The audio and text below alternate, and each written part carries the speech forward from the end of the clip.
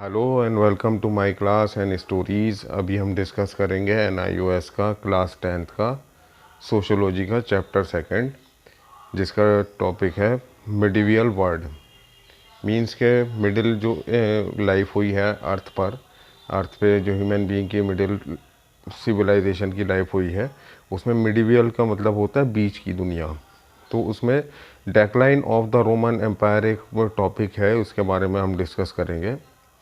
We have read in the previous lesson about the strength and the greatness of the Roman civilization। हमने पिछले chapter में पढ़ा कि Roman civilisation क्या है। We have also read now the Roman Empire had become to the divided into western and eastern territory. ये western and eastern territory में Roman empire divide हो गया। The western provinces had the capital of Rome. Western की जो capital है वो Rome है, while the eastern province had their capital in Constantinople. Constantinople में इनकी कैपिटल है। The Roman empire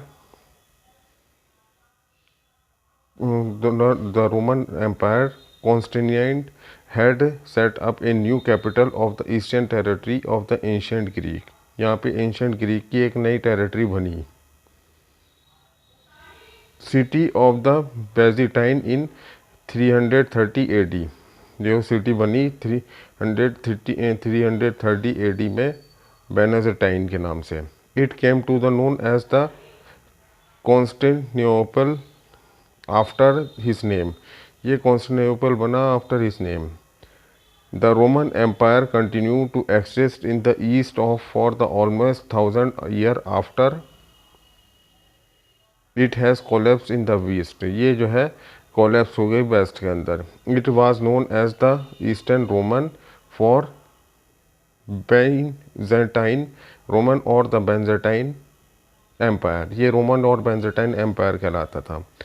this eastern civilization of the Greek speaking people reached very high standard of economic and cultural life at the time when the Western Europe was in relatively backward condition. कि eastern civilisation जो है अच्छा जीने लगी थी, जबकि western civilization अच्छा नहीं जीती थी। The Roman empire in the west come to the end by following attack of the various Germanic tribe like the Goths and the Vandals and the Visigoth and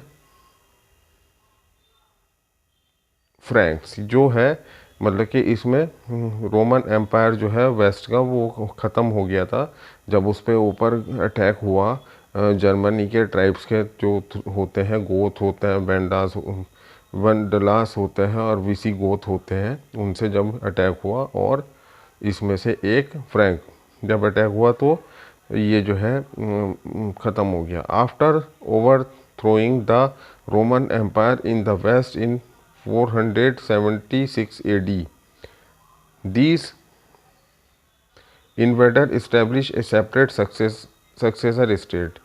जब रोमन एम्पायर जो है वहाँ पर success हो गया, उन्होंने एक अलग से ही राज्य का निर्माण किया। Did all this political upheaval result in a complete change. क्या ये सब पॉलिटिकल रिजल्ट जो है कंप्लीट चेंज था? Did the political economic system built a Roman disappear. क्या रोम को डिसअपियर करने के लिए पॉलिटिक्स हुई थी? Well the new Germanic ruler did not completely replace the earlier system with their own. के जो जर्मनी रूलर था उसने जो है कम्प्लीटली रिप्लेस नहीं किया, जैसा सिस्टम था वैसे ही चलता रहा। तो ये जो था एक रोमन एम्पायर था कि जिस तरीके से ये आया और ख़त्म हुआ। इसके अलावा दूसरा जो है feudalism and the political, military and the socio economic aspect. The successor state of the Germanic peoples in the west manage the restore the political stability after the collapse of the Roman empire. तो Germany के people ने जो है एक political stability establish करी जब collapse हो गया Roman empire. In fact all of these state manage to create the sizeable empire under the famous king of the Charlemagne कि उन्होंने एक फेमस एम्पायर इस्टेब्लिश किया जो कि किंग चार्लेमेंज के अंडर था, which began to collapse after mid 9th century, जो mid 9th century के बाद में कोलैप्स हो गया, under the impact of the fresh wave of the invasion, कि जब बाहरी आक्रमणकारी जो है वहाँ पर आए। Resulting the political chaos led to the emergence of the new kind of the political order, कि जब नया पॉलिटिकल सिस्टम आया तो उसको कहा गया feudalism. It was the hierarchical and the graded organisation of the political sovereignty, ये जो है संप्रभुता पॉलिटिकल थी, एक हायरार्चिकल। The hierarchical structure can be understood easily if we visualize a ladder or the fight of all step, कि जब हायरार्चिकल structure जो होता है वो हर स्टेप में समझाया जाता है। At the top of the ladder stood the king, जो टॉप लैडर होते थे वो किंग बनते थे। Below him the stood the big Lord, कि उन्हें ही जो है लॉर्ड भी बताया जाता था। नोन एज द ड्यूक, उन्हें ड्यूक या अर्ल कहा जाता था, अर्ल्स, ड्यूक को राजा भी कहते हैं। Below these lord were are the number of the lesser lord known as the barons, and ये सब जो है बैरॉन्स के नाम से जाने जाते थे, जो कि वहाँ के राजा वगैरह होते थे। Below this were the night who were perhaps the lowest category of the Lord, कि इन्हें जो है भगवान का एक छोटा रूप माना जाता था। तो ये एक वहाँ की फ्यूडलिज्म और इकोनॉमिक पॉलिसी थी। अब इसमें अगला टॉपिक जो डिस्कस करेंगे हम, क्योंकि एक ब्रीफ डिस्कशन है सिर्फ।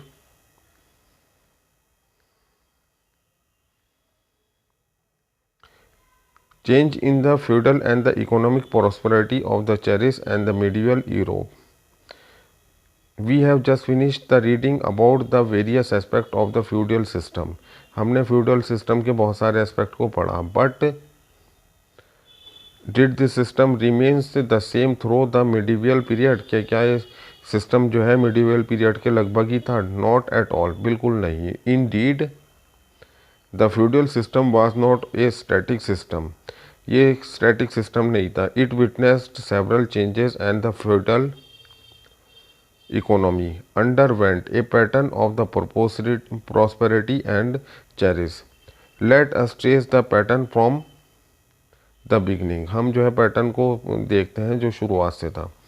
The few countries after the collapse of the Roman Empire were marked as the low level of economic life. जब रोमन एम्पायर ख़त्म हुआ तो कुछ जो कंट्रीज़ थी, फ्यू सेंचुरीज़ थी, वो जो है बहुत ही लो स्टैंडर्ड था वहाँ पे लोगों के जीने का। As we already know this was also a period of the political change, कि हम सब जानते हैं कि ये राजनीतिक चेंजेस का टाइम था। एंड टर्मोइल था। There was a decline in the town life, के डेक्लाइन हुआ, टाउन लाइफ के अंदर कमी आई। Trade and the monetary exchange, trade और पैसों के लेन देन के एक्सचेंज में। Some cities did survive from the Roman days, but these are only empty shells and which had no real economic role. कुछ सिटीज़ जो है सरवाइव करी और उनका लेकिन कोई इकोनॉमिक रोल नहीं था। रोड डिटोराइड, रोड जो है बेकार हो गए थे। Barter widely replace to use the money, के बार्टर सिस्टम होने लगा था कि जिसमें जो है लेना सामान के बदले में सामान दिया जाता है, ये होने लगा था। And trade, the main economic unit was the self sufficient landed state, के मेन जो इकोनॉमिक एक्टिविटी थी सेल्फ सफिशिएंट यानी कि लैंडेड स्टेट यानी कि ज़मीनों का जो व्यापार होता है, एग्रीकल्चर वगैरह होता है उस पर ही। द फ्यूडल और the feudal manor that have read about, कि जो पढ़ना चाहिए। Technology used in agriculture was backward, agriculture में जो टेक्नोलॉजी यूज़ होती थी बहुत बैकवर्ड थी। Agriculture yields were very low, कि एग्रीकल्चर जो थे बहुत ही लो, उसका प्रोडक्शन बहुत कम था। This condition lasted till about 10th century AD, के जो है 10 सेंचुरी तक चली लगभग। After the 10th century of the feudal system production underwent significant changes. आफ्टर 10th सेंचुरी उसमें जो है सिस्टम में, फ्यूडल सिस्टम में प्रोडक्शन में काफ़ी सिग्निफिकेंट फ़ायदेमंद चेंजेस आए। There was an increase in the agriculture field as well as the system more and more stable, कि एग्रीकल्चर स्टेबिलिटी चेंज हुई और उसका प्रोडक्शन अच्छा हुआ। Another factor that help the increasing the agriculture productivity at this time, कि किसी और productivity ने एग्रीकल्चर प्रोडक्ट को इम्प्रूव किया। Was and significant improvement in the agriculture technique, agriculture खेती बाड़ी की टेक्निक में बहुत सारे चेंजेस हुए।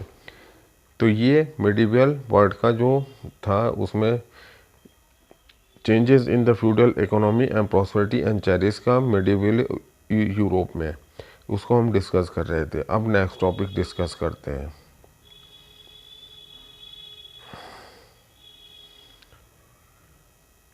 चलिए इसको हम नेक्स्ट वीडियो में डिस्कस करेंगे।